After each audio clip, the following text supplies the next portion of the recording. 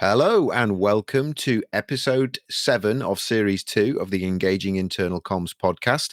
This is the podcast for employee engagers and internal communicators who like to keep up to date with everything that is new in our profession.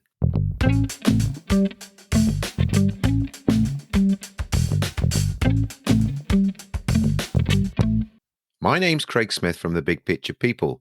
This is just one of our short intermediate episodes that we have between our interview shows.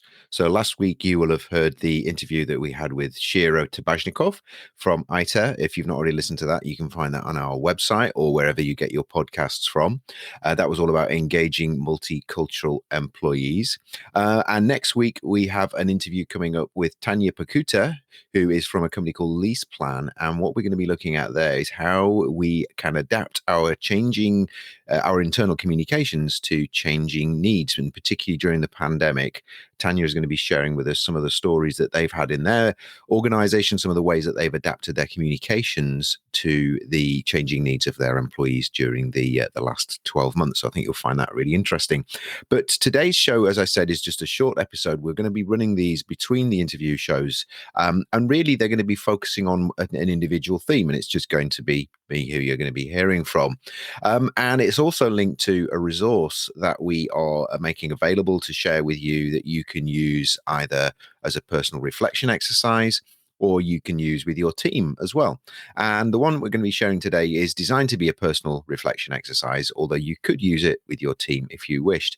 And it's all about determining your values. Now, a lot of clients that we work with will already have established values within their business or within their organization, and they will have probably spent quite a lot of time designing those and pulling them together. So what we're not talking about here is how you might rewriting those values. And actually in the next episode, short episode like this, in a couple of weeks' time, we're going to be looking at how you can assess your existing values for how fit they are for purpose. So I was debating which order to put these in, but I've started with determining your values first, because if you haven't got values, you have got values, but if you've not actually spent time to articulate them or think what they are, this is the sort of where the starting point. But even if you do have organizational values, I think it's useful to reflect on this from your own personal perspective, and in order to sort of check that the values that you've got as your espoused values are the ones that you think the organization actually has.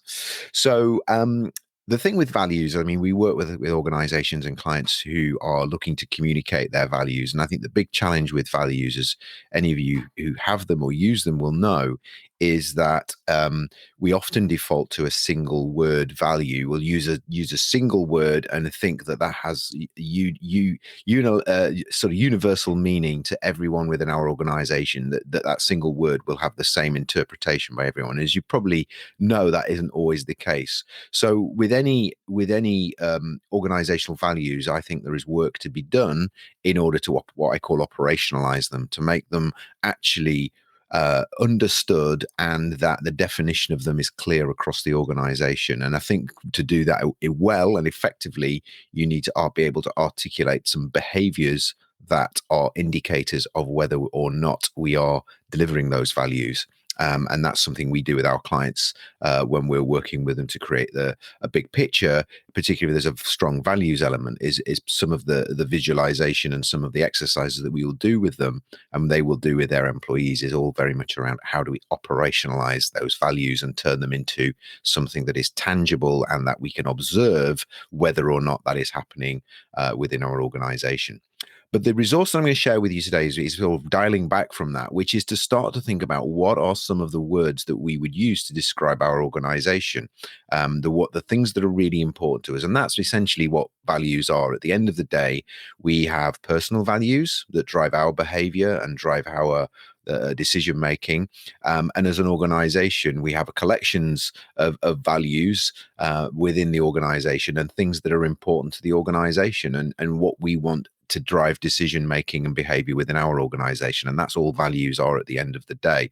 So the exercise I'm going to give with you it's a sheet with a number of different descriptor words on there, different words that you can use. And what I want you to do, and the instructions in there are clear, is to identify which of those words really resonate with you, either personally or organizationally or for your team. And I want you to select them, and I want you to filter them down into three that really for you are the ones that you would never give up, the ones that are absolutely critical to you and your team and your organization, and are the things that you would never let go of them. And by doing that, what I'm trying to force you to do is to be really crystal clear about what your organizational values are. Now, hopefully, if you do that exercise for your organization, it already has some espoused values.